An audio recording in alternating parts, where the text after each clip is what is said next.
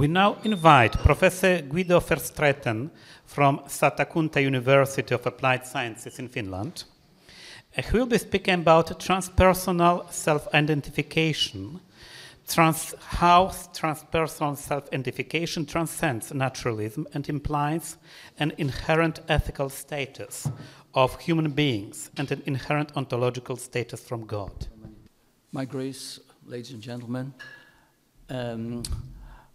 this way I'm teaching for civil engineers, and they have also a lecture of ethics. So this the introduction is a little bit physical, but at the end I hope that I can start and I can just develop my own analysis to the inherent value of all living parts and also of God. Okay. So where do I have? Right. Okay. This you see, this the river was giving the name to the city Pori. Before it was the Swedish name Björneborg. And let us now start with my problem. First of all, we want to leave alone naturalism, and our ambition is in fact to incorporate transpersonal self-identification of Warwick Fox to Aldo Leopold's Ethics of the Land. However, Aldo Leopold was a bioengineer, and he was not defining the land very well, but one thing he was saying, that in the land, in fact, he was entitling all landscape by this human beings and non-human beings with intrinsic value. Moreover, he didn't develop that in a proper way because he is not a philosopher. Moreover, the moral gauge, in fact, of the decision to give intrinsic value to all landscape and abiotic and biotic life, well, that is based on the gauging power of the ecosystem that, in fact, must be the whole time integrity. Furthermore, Bert Callicut, he was developing this land ethics in a more traditional ethical way, and he was referring to David Hume to say, well, when you have some care for non-human beings, well, that in that case, it's a question of feelings. However, in that case, I was analyzing where is this, because for me, as a physicist, subjectivity and feelings, well, it's not a thing of natural facts. So this I was asking, how could land be defined in the traditional way? And therefore, I start with a metaphor, okay, and that's the painting of Velázquez. And that's in the 17th century, and in fact, it is very good representing how science started in the 17th century by doubling the reality. On the one time, you have the Chamberlain in the door there, who is observing the whole scene of reality. But anyway, in science from the 17th century to now, you don't study, in fact, the reality, but the representation of the reality. And the representation of the reality is found in the mirror, where you can see the royal family. We don't see the royal family here. It's only visible for Velázquez, for the artist. This two-dimensional frame is in fact a frame on which scientists, particularly physicists, are thinking. When you have traditional mechanics, quantum mechanics of general relativity, they all start in fact by a representation of the reality. Moreover, you see for the first time three-dimensional reality is in fact reduced to a two-dimensional reality. That's a scientific method that is even used now in cosmology with the holographic description of the universe. Okay. Furthermore, we put on, in traditional way, a Newtonian space-time to order, in fact, the representation in the mirror by location, by time, place, space, and time. However, for Newton, they are absolute. They give us an absolute point zero and an absolute beginning of time. It's a question of here or not here, and ever or never. That means, in fact, by the way, by putting down a traditional Newtonian framework on the scientific room where you are doing your experiments, in fact, you're also introducing a priori some symmetry properties. Thus, all conservation laws in physics, in fact, you represent only geometric applications that you have put down on your scientific framework. That it means by this representation. Okay. Well, when Bert Callicut is attributing intrinsic value to humans, but also on non-humans, in fact, he is working in this frame. We leave alone this frame, and in fact, we are going to another definition of space and time, based one time on Leibniz, on the other time also on Whitehead. Instead of an absolute space and time, Leibniz was also introducing a relative space of time. And the relative space of time was attributing afterwards, in fact, the status, the ontological status of all things that were making part of this room. More recently, it was what 100 years ago, that Whitehead, he was introducing, in fact, in his concepts of nature, he was introducing, in fact, Leibniz on another way, and he said, well, the space and time of a scientific framework, well, in fact, it can exist when you have the definition of mass. However, mass is not a substitute, it's not a substance for Whitehead.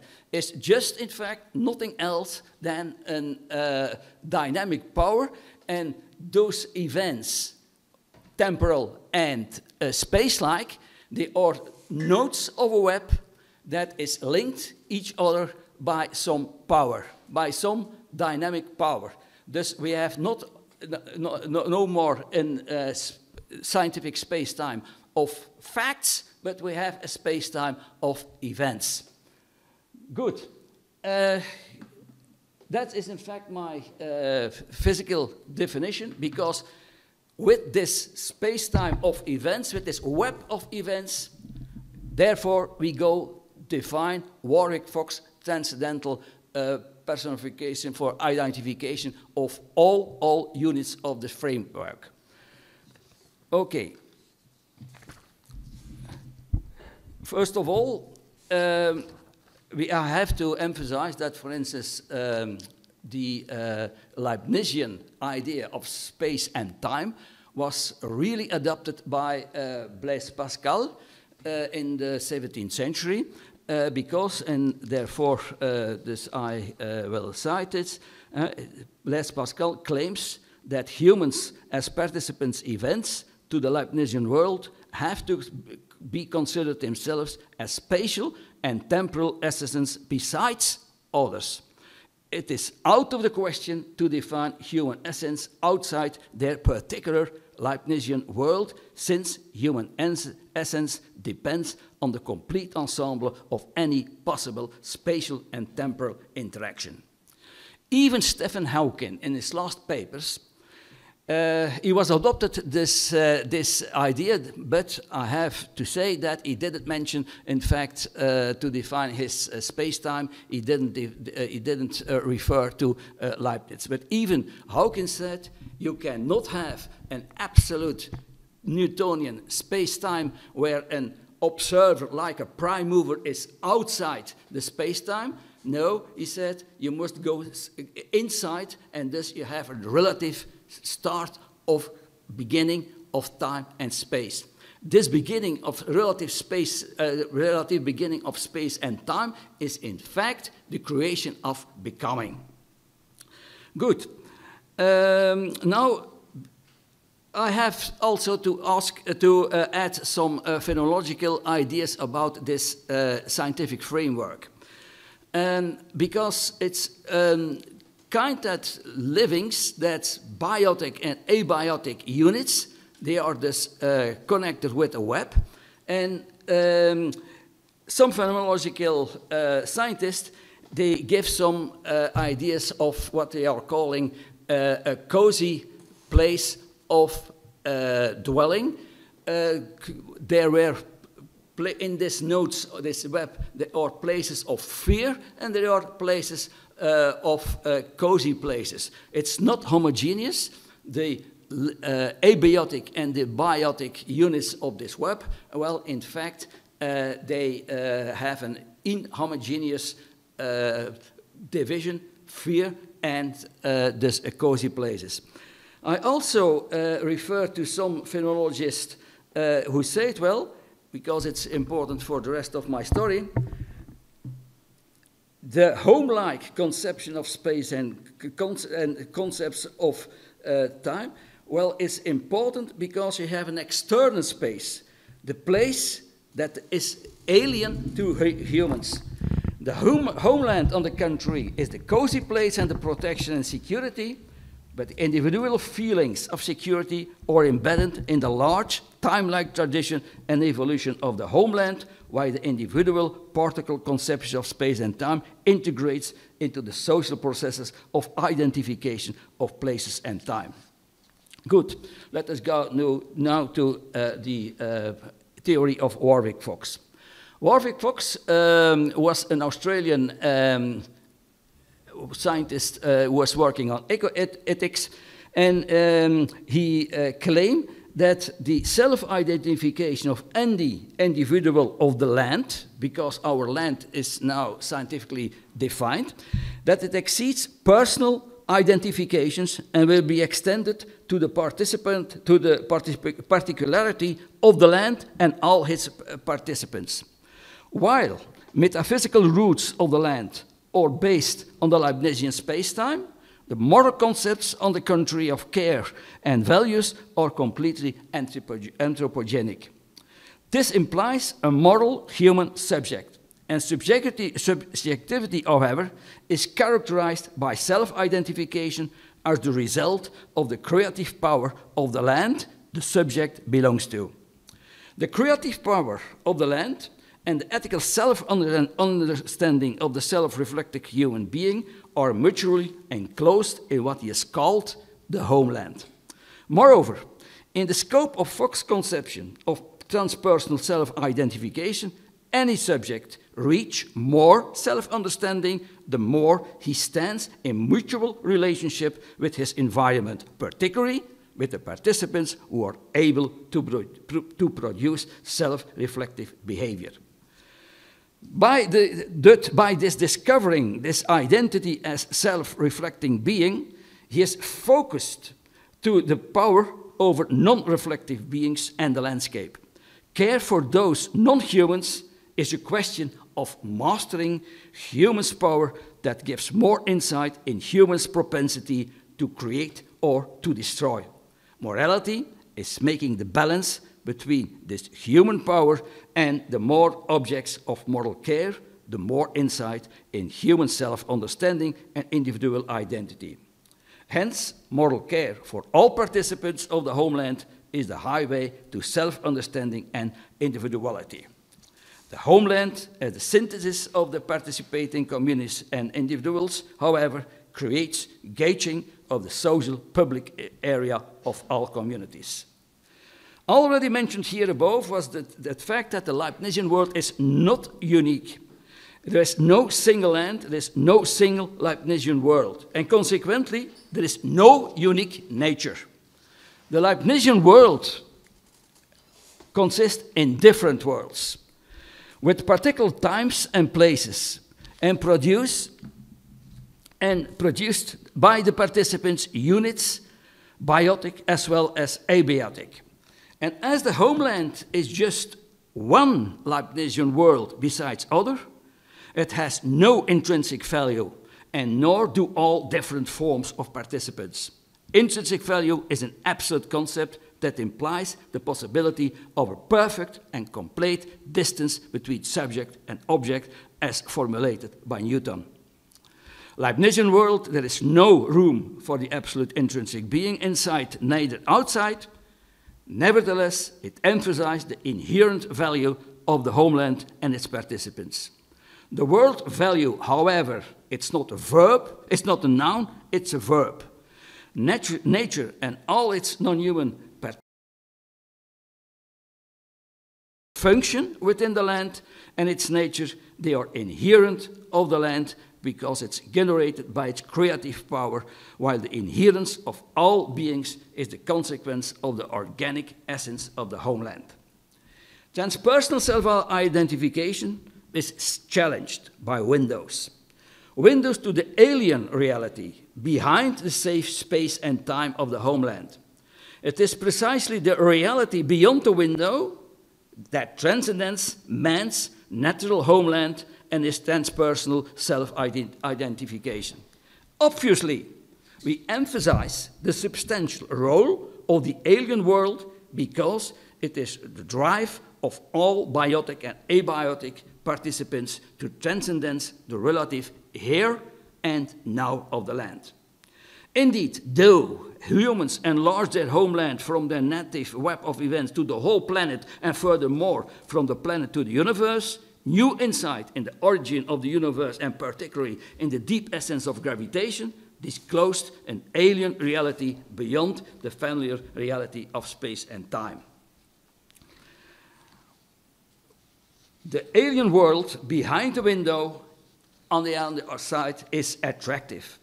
And at the same time, events of fear, particularity, the window challenge any reflexive being's curiosity. The window opens the way to reality which totally escape from the rational safe world.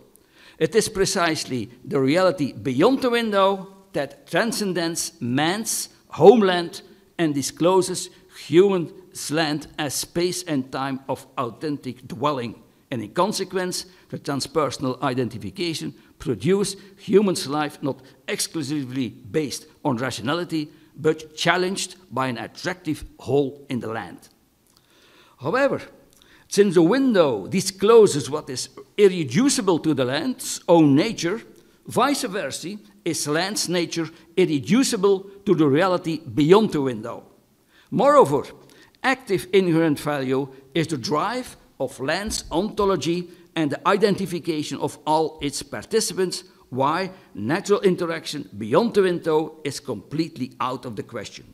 Furthermore, this implies also an ontological status of inherent value of the world beyond. That is the inherent relationship between our world and other Leibnizian world. If God exists, then in that case, God is one of this world, and also his ontological status is, of course, inherent. We can finally say that it is not a question of Spinoza's Deus sive natura, because the world beyond the window is out of nature. Indeed, as the inherent value of any biotic life and abiotic land evolves from changeling window within land's integrity, God's inherent ontological status is challenged by its relation with his creation mediated by the window. And I will finish by this because I'm a great supporter of an old Jesuit Théâtre de Jardin, thus I want to finish with a more poetic sense. Finally, Land's transpersonal self-identification of human lives, or thus in fact constituting the words with which the Creator writes his ultimate story. Thank you.